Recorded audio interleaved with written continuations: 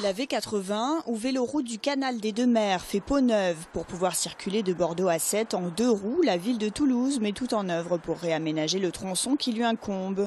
En tout, ce sont 5 étapes d'une vingtaine de kilomètres chacune qui ponctuent le tronçon toulousain du canal du Midi qui va de Castelnau-d'Estrettefond à Villefranche-de-Lauragais.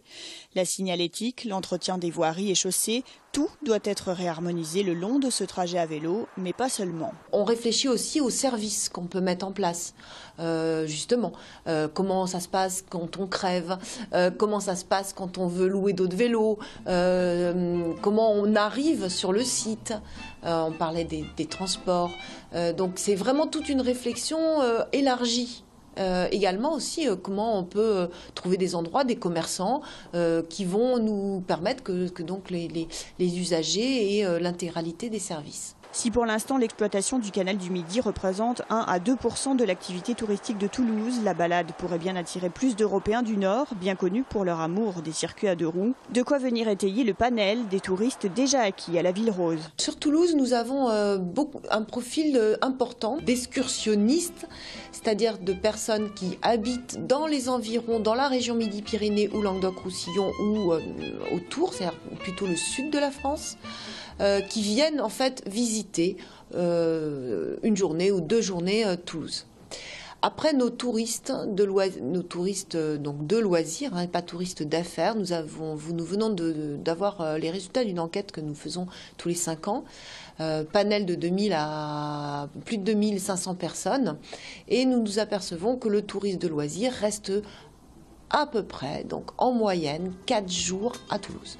Donc Toulouse n'est plus une destination de passage, mais bien une destination de tourisme affirmée avec différents aspects. Et c'est vrai que là, on voit qu'on commence à diversifier notre offre. Les changements de signalétique sont déjà en cours. La fête du vélo les 6 et 7 juin marquera une étape. Tout devrait être opérationnel en 2016 pour un budget total de 20 000 €. Wolinski, Cabu, Charb, Tignous, victimes de l'attentat contre Charlie Hebdo le 7 janvier dernier, reprennent vie à la Cinémathèque de Toulouse le temps d'une exposition. Le cinéma a parfois eu recours à leurs plumes et à celles des dessinateurs de presse en général pour illustrer des affiches de cinéma. Les affiches du Roi des cons et d'un moment d'égarement sont signées Wolinski par exemple. Charb a créé l'affiche d'Enfin pris, documentaire de Pierre Carle qui prend pour cible les faux critiques de la télévision. Elles ont provoqué, assurément, je ne sais pas si elles ont choqué, mais elles ont provoqué incontestablement. L'idée justement de l'exposition, c'est de montrer que c'est très varié. Il y a parfois des adaptations de bandes dessinées de Reiser, par exemple, donc là évidemment ça s'impose. Il y a un film, c'est l'affiche la plus ancienne de l'exposition, qui est un film de Clouzot, Les Espions de 1957, qui est une affiche magnifique qui est derrière nous. On a une affiche beaucoup plus récente, la plus récente de toutes, c'est 2010, c'est Dracula, qui est formidable, où on voit Berlusconi en vampire, planter ses dents absolument dégoulinantes de sang dans la botte italienne. Donc c'est pas forcément un type de film, parce qu'on trouve un film de Guédiguian par exemple, on trouve un film de Jacques Doyon, on trouve un film de Jean-Louis Comolli. Donc on a à la fois du cinéma d'auteur, on a à la fois aussi du cinéma militant, on a du cinéma de toutes les époques, en gros de 1957 à 2010. Mais à chaque fois, bien sûr, ce sont des films qui délivrent aussi un message particulier, engagé, je pense, sur la société de leur temps. Ça, c'est clair. La Cinémathèque de Toulouse conserve la plus belle collection d'affiches de cinéma de France, soit 75 000 affiches. Un hommage à la liberté d'expression à découvrir jusqu'au 31 mai dans le hall de la Cinémathèque.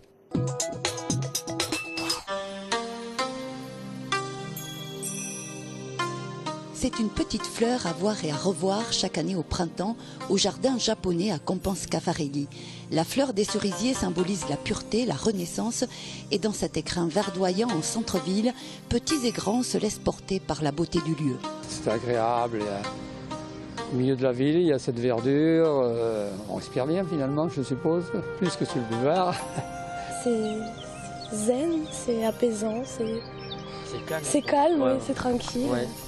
Enfin, on peut se reposer, on peut facilement se reposer, ou on peut venir étudier, enfin, tout dépend des personnes, quoi. Ça te donne envie de se poser dans l'herbe, même si on peut pas, mais et juste de regarder parce que c'est super doux, calme. Et puis là au printemps, en plus avec les fleurs qui poussent, c'est encore plus joli qu'avant. C'est la saison où il faut venir. c'est en tout cas la semaine où il faut venir parce que je crois que les cerisiers seront plus en fleurs d'ici à la semaine prochaine. Donc c'est le moment, ou jamais.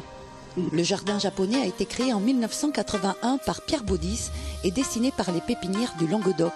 Il est composé notamment d'un pavillon de thé et d'un jardin sec inspiré de celui des moines bouddhistes. Un lieu paisible propice à la méditation qui fait partie des 400 jardins remarquables français, un label attribué par le ministère de la Culture à des parcs ou jardins d'intérêt particulier.